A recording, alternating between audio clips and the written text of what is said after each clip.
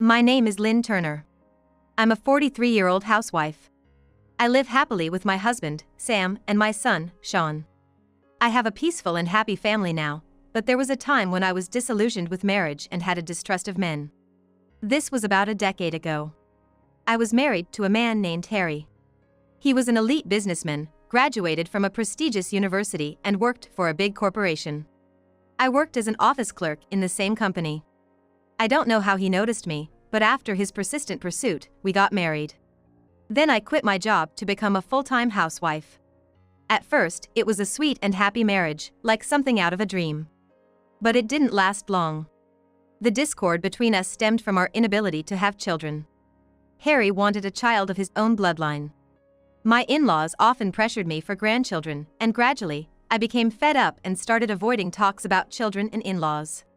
But of course, I wanted a child with the man I loved. With that resolve, I went to a nearby clinic. However, the doctor's words were unexpected. "There's nothing particularly wrong with your health, Mrs. Turner." Does that mean? Could you bring your husband next time? Cooperation between couples is essential for infertility treatment. With these advising words, I went home feeling uneasy and told Harry that we should visit the clinic together. But he lashed out, "What? You're saying it's my fault we can't have kids? That's ridiculous. It's the wife's job to have kids, so it must be your fault." Since then, I couldn't talk about children or infertility treatment anymore.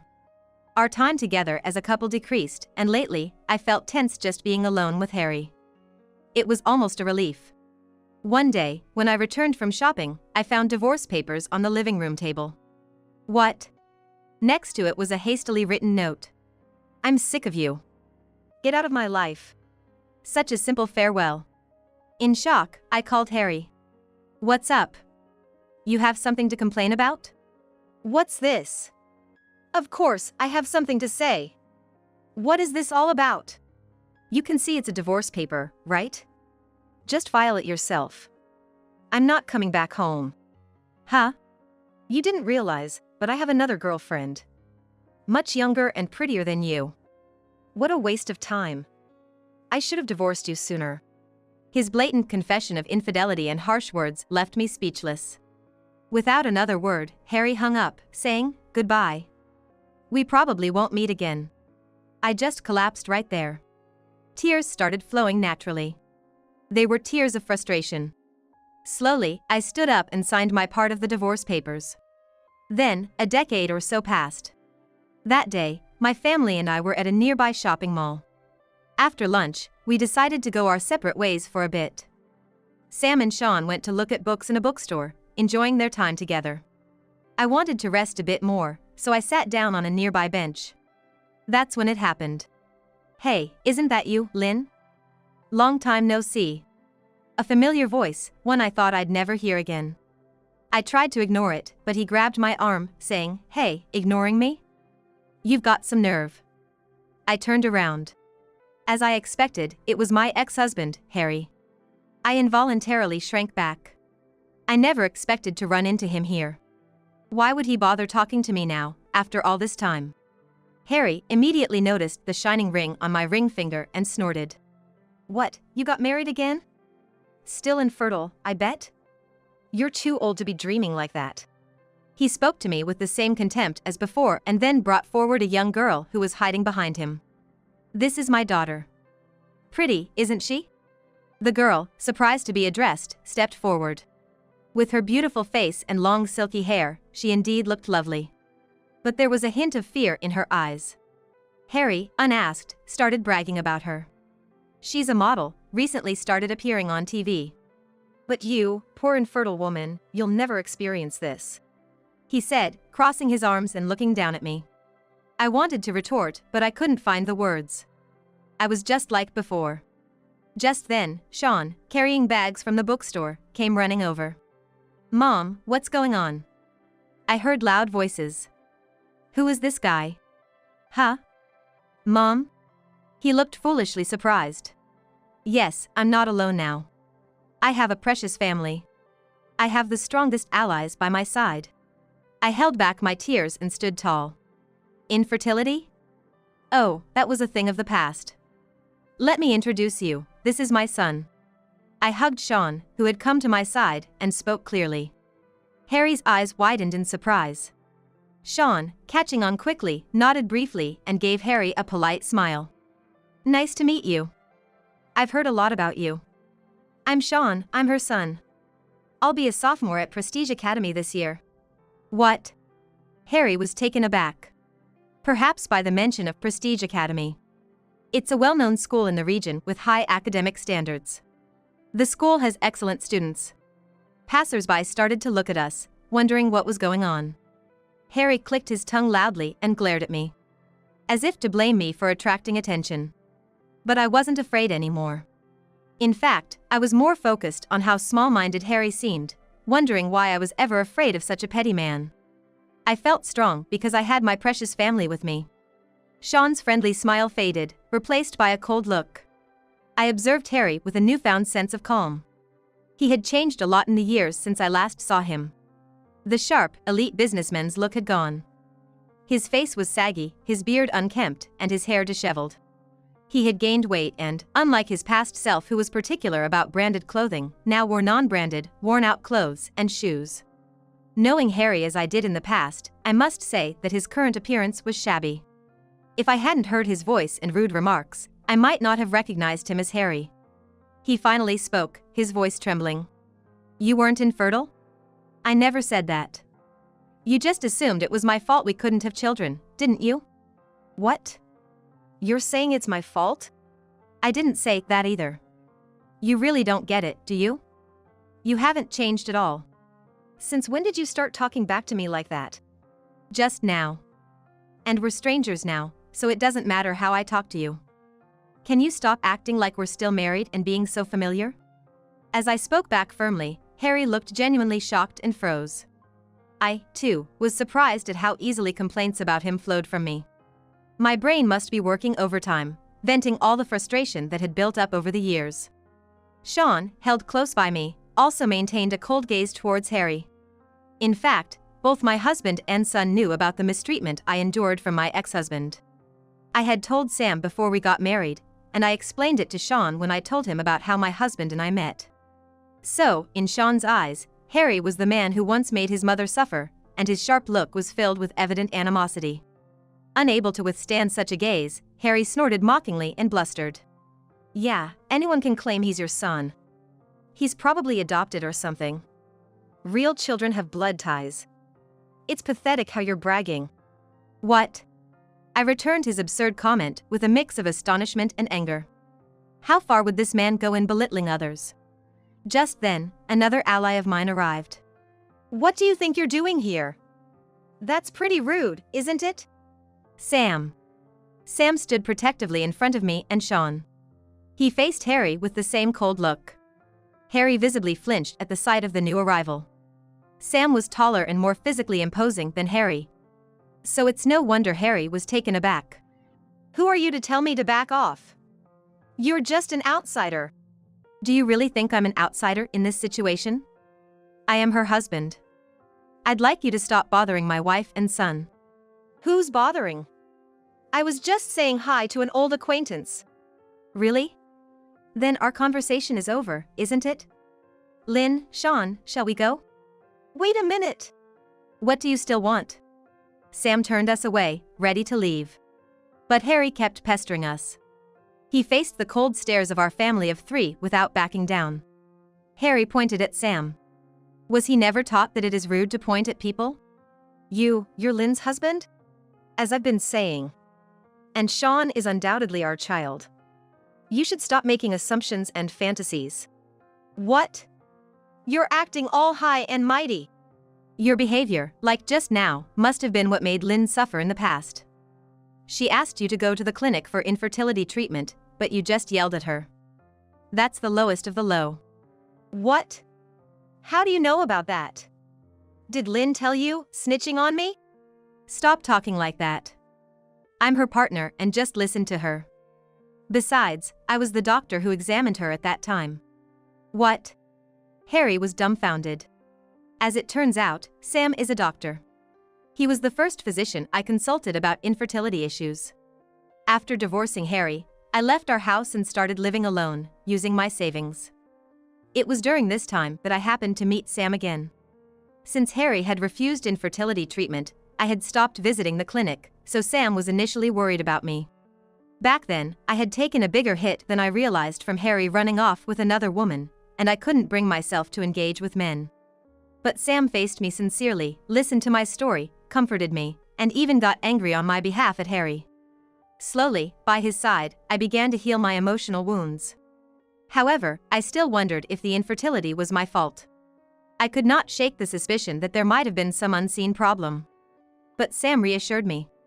I didn't want to marry you just because I wanted children. Of course, it would be great if we had them. But I love you and care about you, and I want to be with you and protect you always. After his proposal, I accepted, and soon we were blessed with Sean. I was surprised and overjoyed. Despite his busy job, Sam actively took part in parenting. In fact, he might have been the main caregiver. Sam was utterly devoted and showed his parental adoration in everything. I relied on him and focused on recovering my health after childbirth. Sean grew up well, passing his middle school entrance exams, and now enjoys his adolescence with studies and extracurricular activities. They are all my precious family. What? A doctor husband and a son in a prestigious school, what's that about? Harry was flustered by the truths being revealed. Initially, he tried to belittle me, but now he was unsettled to realize that I was in a far happier family than he had. He couldn't genuinely acknowledge someone else's happiness, and only tried to look down on others. Such a hopeless man. Infertility isn't just a woman's issue. Half of infertility cases are due to problems on the male side. Despite wanting children, you assumed it was the woman's fault and pushed all the burden onto her. Infertility treatment requires cooperation between couples, and it's appalling how you ignored that. It's good that she left you. Shut up. Don't talk like you know everything. Unfortunately for you, I know more than you do. And saying we split up makes it sound like I was the one who was dumped. I left her, get it straight. Really? Is that so important? After all, you just ran off with another woman. You have some nerve saying that. Sam rubbed his temples, exasperated. Harry looked like he was about to throw a tantrum. Enough was enough. There was no point in continuing this unproductive conversation. There was nothing left to talk about anyway. In my mind, Harry was already a part of my past. I stepped up next to Sam, who was protecting me, and declared firmly. That's enough, don't you think? You and I are strangers now. And just so you know, I could sue you for defamation for all the insults you've hurled at me. What? Sue me? Why? I only spoke the truth. The truth? Whether it's about infertility or our son, everything you've said is just your assumption. Do you think it's okay to hurt someone just because you believe it's the truth? Aren't you embarrassed to behave like that in front of your own child? What did you say? How dare you talk to me like that? That's why I'm asking you to stop pretending we're family. It's nothing but a nuisance. Can you please never speak to me again? What? Harry stepped forward, anger contorting his face. I braced myself, with Sam and Sean ready to shield me. Then, I noticed a security guard approaching us. Perhaps the crowd around us let him know about us. But it was Harry's daughter who stopped him. Dad, enough already. Let's go, Mom is waiting, he said, pulling his arm forcefully. Harry seemed reluctant, but he noticed the approaching guard. He turned to us and sniffed with all his might, humph, and left the place as if dragged by his daughter. His daughter glanced back at us and gave a small apologetic smile. She seemed quiet but strong-willed. Honestly, she didn't look much like Harry, but I refrained from mentioning it. And I'm sure Sam felt the same.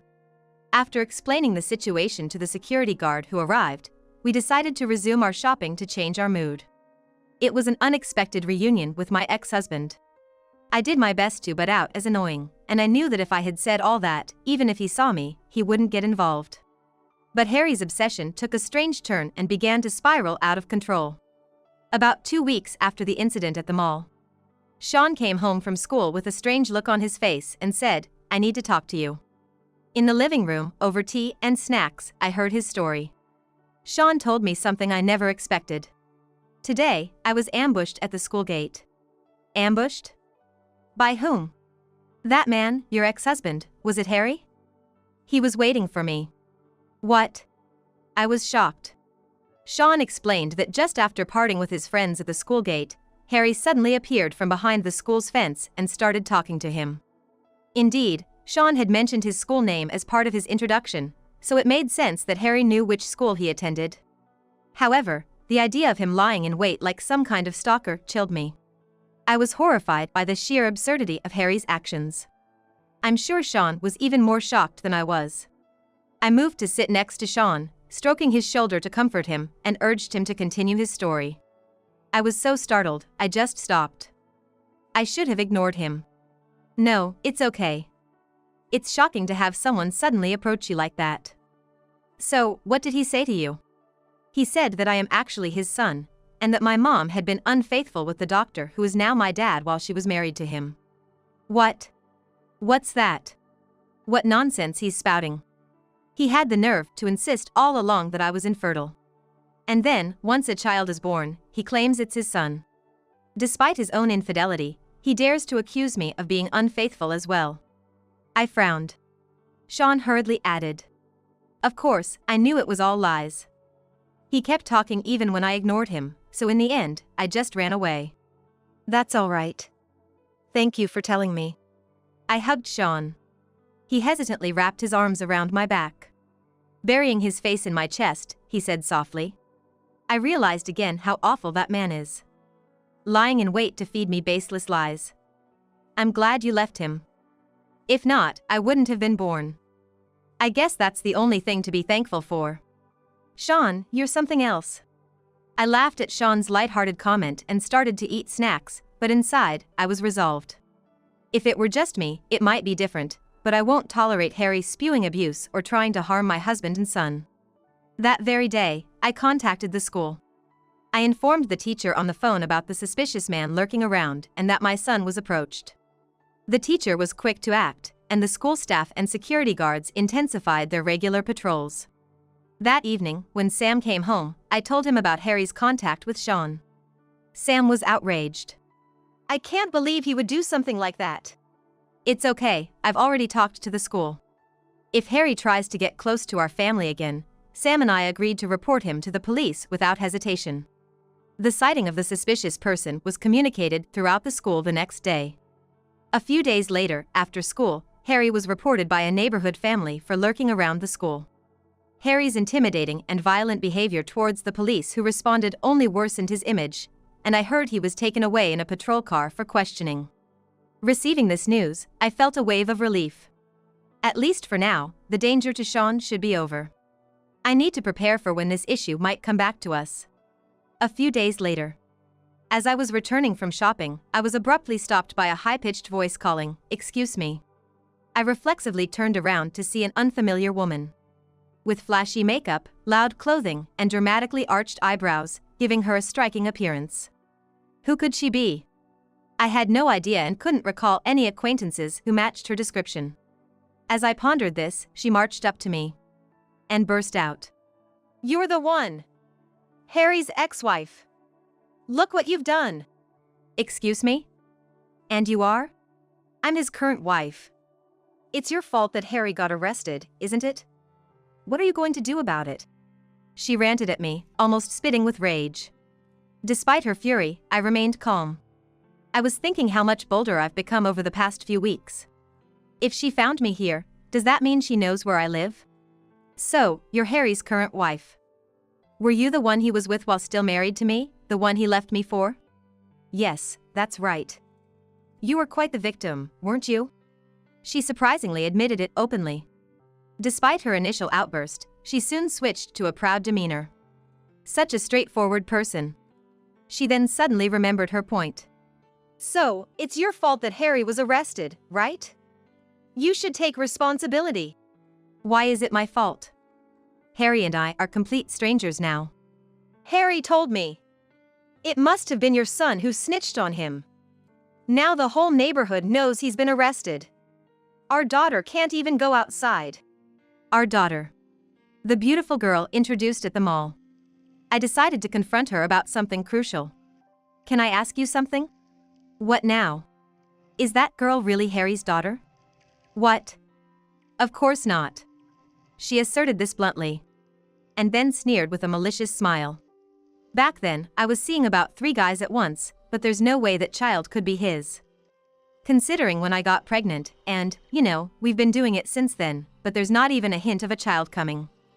He's probably one of those trendy infertile guys now. Trendy? I frowned at her way of speaking. There are people seriously struggling with infertility. Even so, I must say, I did give birth to a cute kid.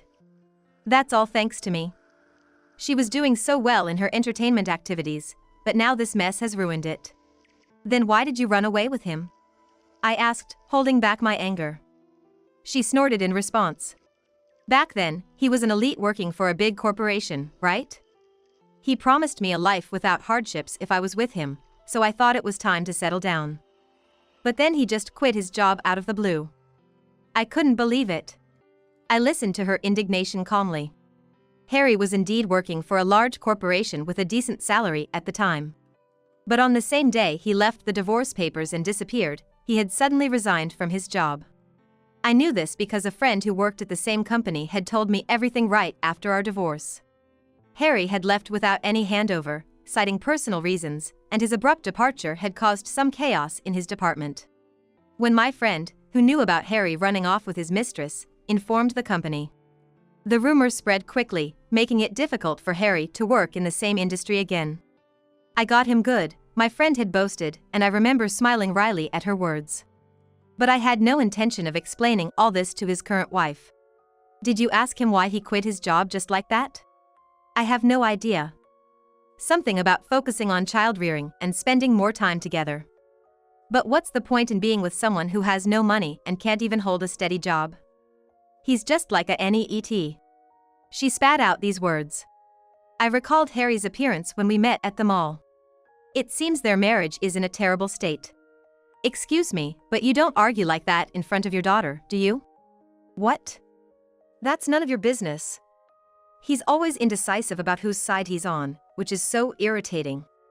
He should be on my side since I'm the one who gave birth to her. That's terrible. I said, remembering the uneasy eyes of Harry's daughter at the mall and feeling a pang of sympathy for her. Isn't that an awful thing to say? Your marital issues shouldn't involve your child. It's all your own doing, after all. What? Who do you think you are? This is also your fault, you know.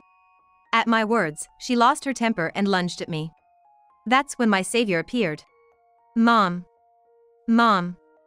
Hey, what are you doing? Get away from my mom. Sean. It was Sean and Harry's daughter who had rushed over.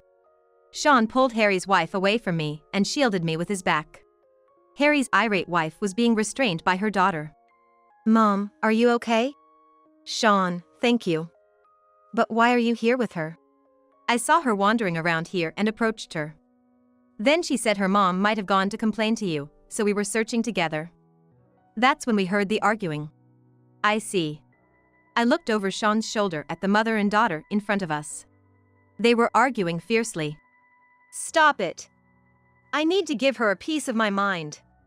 Mirabelle, you must feel the same, right? Mom, please stop this. It's embarrassing. Embarrassing, you say? Yes, it's unbelievable to cause trouble like this in public. Who do you think raised you? Your success in show business was all because I managed you properly. I appreciate you raising me, but that's different. And Mom, you always talk about my showbiz work, but I never wanted to do it. I had to because you and Dad were so unreliable, just to make ends meet. What did you say? As she lunged at her daughter, Sean, and I rushed to hold her back. The daughter stared hard at her mother. I hate you, Mom! She shouted and covered her face with her hands. Her loud cry left Harry's wife stunned and crumbling. Eventually, neighbors called the police, and a patrol car arrived. We were asked about the incident. In the end, we received an apology from Mirabelle, but it felt pointless as she had done nothing wrong. After receiving my call, Sam left work and hugged Sean and me. I'm glad nothing happened. I can't bear to think if something did. His words brought relief, and I felt my tension ease. After that, Harry kept trying to ambush Sean, but was reported every time and never met Sean again. Harry and his wife's arguments grew worse, and I heard they divorced not long after the incident. I didn't care about them, but I was concerned about Mirabelle. She was taken in by distant relatives. The couple who couldn't have children treated Mirabelle as if she were their own daughter, but she felt it was too much to impose on them for too long, so she decided to aim for enrollment in a boarding high school. This was information from Sean. Since then, he's been in touch with Mirabelle. And they even plan online study sessions now.